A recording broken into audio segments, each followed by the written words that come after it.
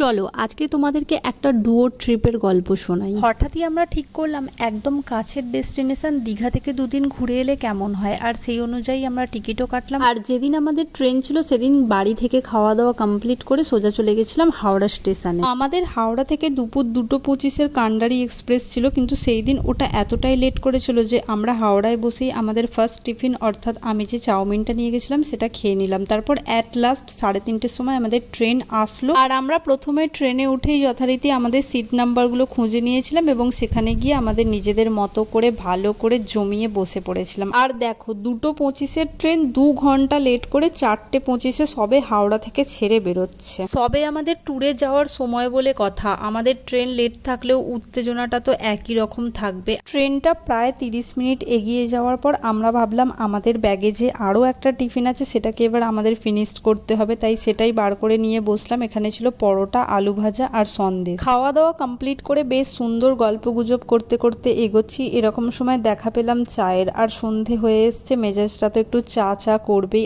আর হাতে চায়ের কাপ নিয়ে এনজয় করছিলাম এই ট্রেনের বাইরের ছুটে চলা প্রকৃতিকে। অ্যাট লাস্ট যে ট্রেনের 6:10-এ দীঘা স্টেশনে পৌঁছানোর কথা, সেই ট্রেনেই দীঘা পৌঁছাতে পৌঁছাতে প্রায় 7:30 বাজিয়েই দিয়েছিল। আর ট্রেনের ভিড়টা দেখে তোমরা বুঝতেই পারছো যে কত মানুষ দীঘাতে এসেছে। যাই হোক, আমরা তারপর আস্তে আস্তে সমস্ত কিছু নিয়ে এগিয়ে যাচ্ছিলাম দীঘা স্টেশনের বাইরে। আর আমাদের যেহেতু আগে থেকেই হোটেল বুক করা ছিল তাই কোনো প্রবলেমই ছিল না। দীঘা স্টেশনের বাইরের এই টোটোওয়ালাগুলো নিজেদেরকে কি ভাবে সত্যিই জানি না। 10 মিনিটসের ওয়াকিং ডিস্টেন্সে যাবে, তাও নাকি চাইছে ভাড়া হিসেবে 150 টাকা। যাকগে সেসব কথা, তাদেরকে সিম্পলি অ্যাভয়েড করে নিজেদের লোটা কম্বল নিজেরাই নিয়ে চলে এসেছি আমাদের হোটেলের সামনে। আমাদের যেহেতু আগে থেকেই বুক করা ছিল সেরকম কোনো প্রবলেম হয়নি, শুধু আমাদের আধার কার্ডটা ওখানে শো করাতে হয়েছিল। আর তারপর আমাদেরকে 3টে রুম ঘোরানো হয়েছিল যে আমাদের কোনটা পছন্দ সেইটাই আমরা নিতে পারি। যাই হোক, শেষ পর্যন্ত এই রুমটাই আমাদের পছন্দ হয়েছিল, আর এটাতেই আমরা 2 দিন একদম ফুল মাস্তিতে স্টে করেছিলাম। ঘরে ঢুকতেই প্রথমে ছিল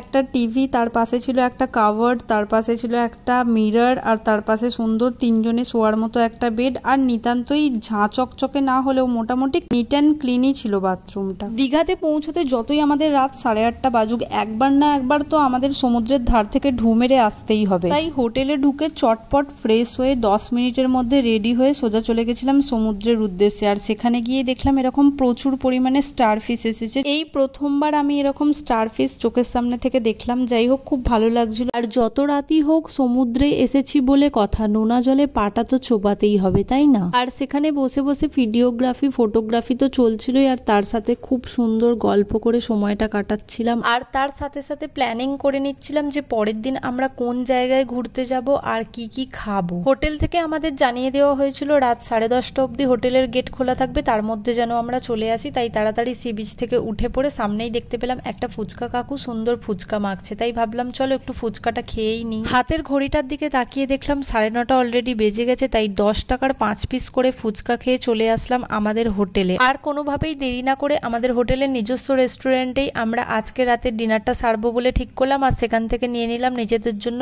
একটা করে ভেজ থালি। প্রাইস পড়েছিল 80 টাকা করে, যেখানে ছিল ভাত, স্যালাড, ঝুরঝুরে আলু ভাজা, আলু পোস্ত, ডাল আর সয়াবিনের তরকারি। তারপর খাওয়া দাওয়া কমপ্লিট করে সোজা চলে এসেছিলাম রুমে। আর খাবারটা কিন্তু দুর্দান্ত ছিল। আর তারপর আজকে যেহেতু আমাদের প্রথম দিন ছিল তো একটু জার্নি আমাদের হয়েই ছিল, কিন্তু তারপরেও দেখো আমরা কি সুন্দর টিভি দেখছি এত রাত অব্দি, প্লাস গল্পও করেছি। ফার্স্ট ডেটা তো আমাদের এইভাবেই কাটলো। সেকেন্ড ডে আমরা সকালে ঘুম থেকে উঠে ভেবেছিলাম মোহনা যাব, কিন্তু আমাদের কপালটা এতটাই খারাপ যে ঘুম থেকে উঠলাম প্রায় 8:30, তখনও দেখলাম বৃষ্টি পড়ছে। মানে ভোরবেলাও একবার উঠেছিলাম, তখনও দেখেছিলাম একইভাবে বৃষ্টি পড়ছে, মেঘ ডাকছে। 8:30-র সময় ঘুম থেকে উঠলেও আলটিমেটলি তাই দেখলাম। তাই অগত্যা ঘরেই বসে রইলাম। আর আমাদের হোটেলের রেস্টুরেন্ট থেকেই সকালের ব্রেকফাস্টের জন্য খাবার দাবার অর্ডার করলাম। যা যা অর্ডার করলাম সেগুলো হলো চা, বাটার টোস্ট আর ডিম সিদ্ধ। সেগুলো সুন্দর করে খেতে খেতে মনে পড়ে গেল ও আমাদের ব্যাগে তো খাওয়ার জন্য এখনো পরোটা রয়েছে। আর সেটাই আমি এখানে দেখো বাড়িতে যেরকম করে খাই, মানে চায়ের সাথে পরোটা চুবিয়ে, সেটাই ওখানে করছি। আর বসে বসে বলছি যে যেন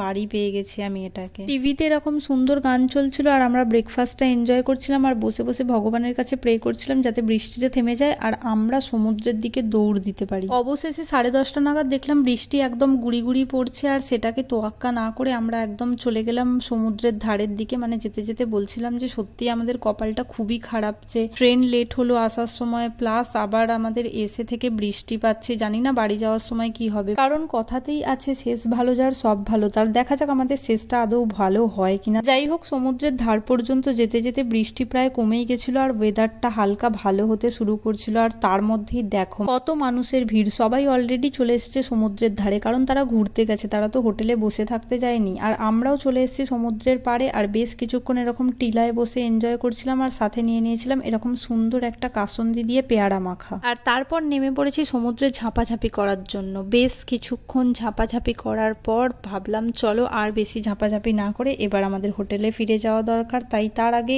আমরা নিয়ে নিয়েছিলাম সমুদ্রের পাড় থেকে 40 টাকা করে এরকম সুন্দর শাঁসওয়ালা ডাব। আর তারপরে চলে এসেছিলাম হোটেলে। হোটেলে এসে প্রথমে ফ্রেশ হয়ে নিলাম, যেহেতু তারপরে লাঞ্চ করতে যেতে হবে, আবার তারপরে বেরোনোরও প্ল্যান ছিল। আর আমরা যতক্ষণ হোটেলের রুমে ছিলাম ততক্ষণ কনস্ট্যান্ট টিভি চলে গেছে। অন্যান্য হোটেলে টিভিটা শো অফ করার জন্য থাকে, কিন্তু আমাদেরটা একদমই নয়। আর তারপর সোজা চলে গেছিলাম লাঞ্চ করতে। আর সেখানে বসে বসে ভাবছিলাম এই মা, সমুদ্রে একদিন স্নান করি আমার কত ট্যান পড়ে গেছে। যাই হোক, সেই দিন আমরা দুপুরে খাওয়ার জন্য নিয়ে নিয়েছিলাম কাতলা থালি, যেটার প্রাইস পড়েছিল 150 টাকা। খাবারগুলো কিন্তু অসাধারণ ছিল। বাকিটা তোমাদের সাথে পরের পার্টে শেয়ার করছি, স্টে টিউন।